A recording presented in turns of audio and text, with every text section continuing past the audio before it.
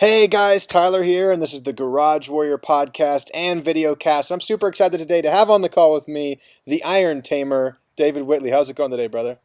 I am loving life. How are you doing out there in California? You know what? I wish the weather was better. It's just like foggy and neutral right now, but hopefully the sunshine will come out so I can go hit up the beach later today. Yeah, times are hard, I know. It's a hard life, isn't it? Yeah, it well, looks like it. well, David, we met each other like almost 9 years ago now at an Hmm. RKC event in 2005, and just recently I've been reaching out to some of my old brothers of strength to get them on the Garage Warrior podcast. I'm super excited to have you on the call. For people who may not know who you are, can you give us kind of like a 50,000-mile view? Who are you, and what are you hoping to teach people today? All right. First of all, appreciate you having me on, asking me to be a part of this, because anytime we can spread a message of strength, I am all about that. I am based in Nashville, Tennessee, and I was a part of the RKC from 2003 to 2012, and then when Pavel left, I went with him and have been a part of Strong First since its inception about a year and a half ago, and we're grooving right along with that. On top of that, or in addition to that, I'm also, as you know, but the people watching and listening may not know, I'm a student of Dennis Rogers in the art and science of the old-time strongman. And so I like to, bend steel and break things and all of that sort of stuff. And run a gym in Nashville called Nashville Kettlebell Strength Dojo. You can either go to NashvilleKettlebell.com, StrengthDojo.com, or IronTamer.com. It'll all take you to the same place. It's all the same site. It all directs there. So I should get 5 or 6 more domain names that direct to that same site. And so I'm here. I do my thing in the gym, teaching people in group settings and one-on-one stuff. I also travel and teach workshops, certifications, that kind of stuff. And I travel and do strongman performances as well. And what else do I do? Got a few DVDs circulating around out there, and some articles and some other stuff like that, and other stuff that I'm currently working on as well. Well, Dave's being fairly humble right now. He's been in the strength game for a very long time, and we're gonna have some cool gems. I have a feeling you're gonna drop some gems on people today. So, David, one of the things that I see that really a lot of people don't quite understand, and I think that you can really shed some light on, is the fact that everybody's talking about high intensity training, cardiovascular conditioning, CrossFit, blah blah blah blah blah blah blah. But you come from an organization that talks about strong first. Can you shed some Hmm. light on why that is and why that's so powerful for people to understand? Well, it's pretty simple, really. Um, I think that by and large, people decide that they want to get in shape, whatever the hell that means. Right. And so they seek out something, and whatever seems to be the most popular thing is what they wind up doing.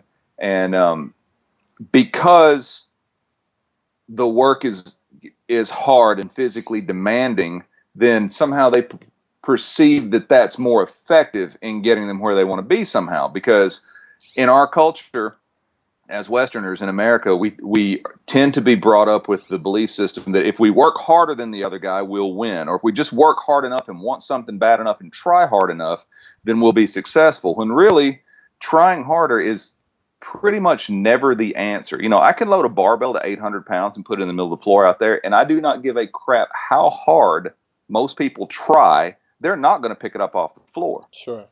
So trying harder is not the answer. So what is the answer? Doing better is the answer. It's having a good plan that makes sense and taking the next small step.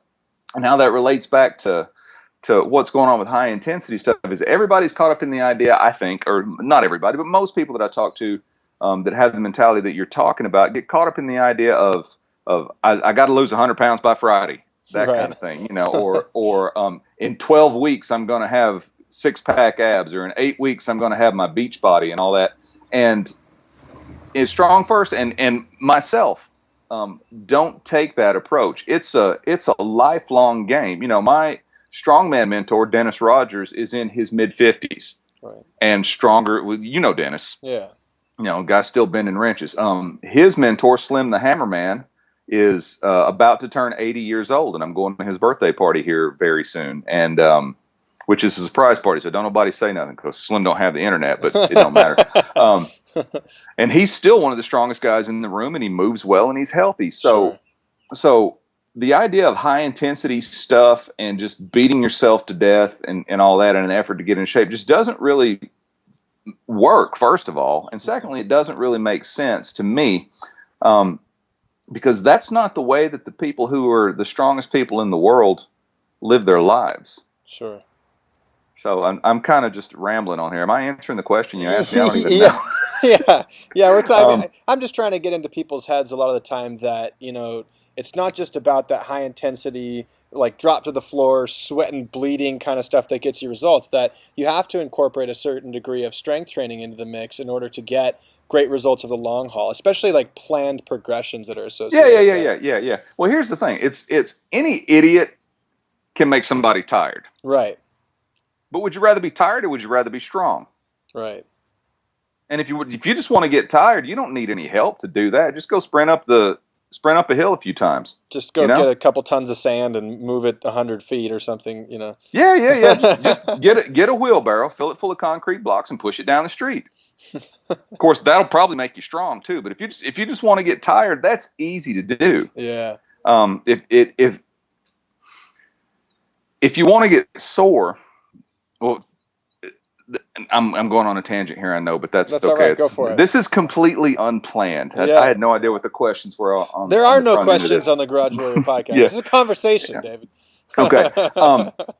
How many times have you been around people who are new to training, or even people who've been doing it for a long time? Like, man, this program that I'm on is awesome. Really?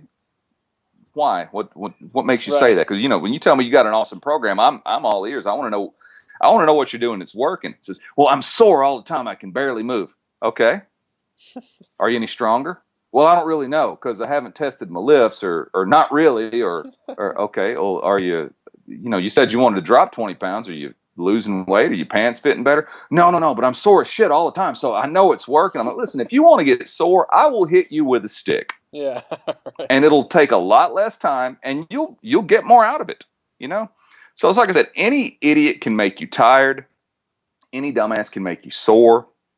But to make someone stronger, to show them how to get stronger safely, is an art and science unto itself. And that's where my interest lies. Right. I have zero interest in doing anything that's going to hurt me Right. physically, that's going to injure me. I don't mind experiencing a little bit of discomfort or a little bit of pain, but I have zero interest in doing anything that's going to put me in a cast or require stitches or knock me out of my normal thing that I'm doing of enjoying life. I have a great time doing everything that I do, and I don't want to mess that up by doing something stupid like blowing out a rotator cuff or straining my lower back or even just being too sore to get up off the couch.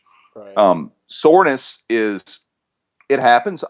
It's not an indicator of progress. It's an indicator of novel stimulus. It means that you're doing something that you are not accustomed to doing. Right. Period. That's it. when it shows up.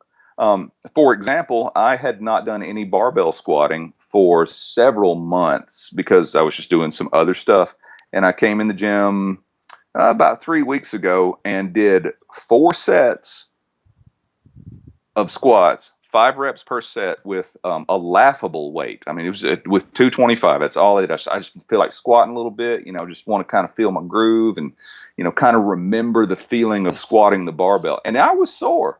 I wasn't like debilitating sore, but like 2 days later, I'm like, yeah, I poked myself in the leg and that hurts a little bit. And so what does that mean? Did it mean that I did something awesome? No, it just means that I hadn't squatted for a while.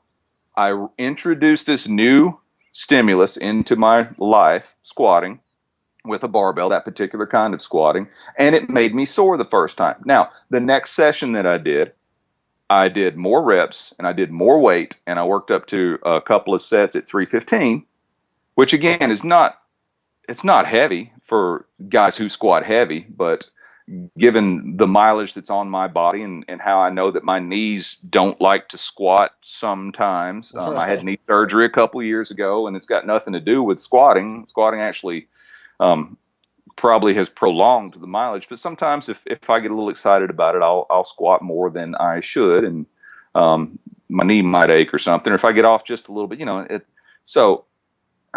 but the next session that I did more weight, more sets, and more reps total, and wasn't sore at all. Right. So So was it less effective, David? I guess so. I'm just kidding. I guess so.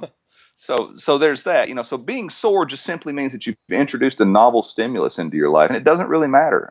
It's not something to be avoided necessarily because Sure. it can happen. I mean, Right. you do something you haven't done for a while, and you're liable to get sore. But it's not something to be chased after either. It doesn't mean anything other than the factual idea that you're doing something that you're not accustomed to doing. Yeah. And more lately, I have been seeking to adjust my own thinking into a very factual analysis of the situation. Right. Okay, and you said it's a conversation, so I'm just going to keep going with this. Yeah, yeah, So, no, that was going to be um, my next question was like, you talked about people getting sore and using that as a metric. And I was going to mhm. say like, obviously it's important for people to keep tabs on their metrics, the numbers that they're using. Yeah, And then you kind of brought in the factual analysis. So take it away from there. okay. This is actually a little more subjective than that, but maybe even bordering on esoteric. But I don't care because if somebody wants to talk about something different, they can get on the show themselves, and I'll be glad to listen to them. But I I did some experimentation starting last fall when it started cooling off here in Tennessee with cold exposure. Sure. And cold water dousing is something that I've done off and on for the better part of 10 years. Huge fan of cold water therapy. Yeah, big fan of it. And had never really consistently said, okay, I'm going to do this for an extended period of time. Usually what I would do is I kind of feel a sniffle coming on or something. I better go get cold because that's worked. Someone told me, I don't remember who it was, told me that's a good way to ward off a cold Sure. if you feel one coming on. And I did it once and it worked. So placebo or nocebo or whatever, I don't care if it stopped me from Just keep doing it, right? stop. If it If it ain't broke, stops me don't from fix it. yeah, if it keeps me from dripping snot all over myself, then I'm going to do it. So I decided that I was going to just play with this a little bit because you know that the best kind of training, in my opinion anyway, is the stuff that's self-experimental. Sure. Let's just see what we can do and how it's going to affect What us. works on me too, rather than like, what programs are you telling your elite athletes to do or whatnot? What works on me, not just, Yeah. the books and whatnot.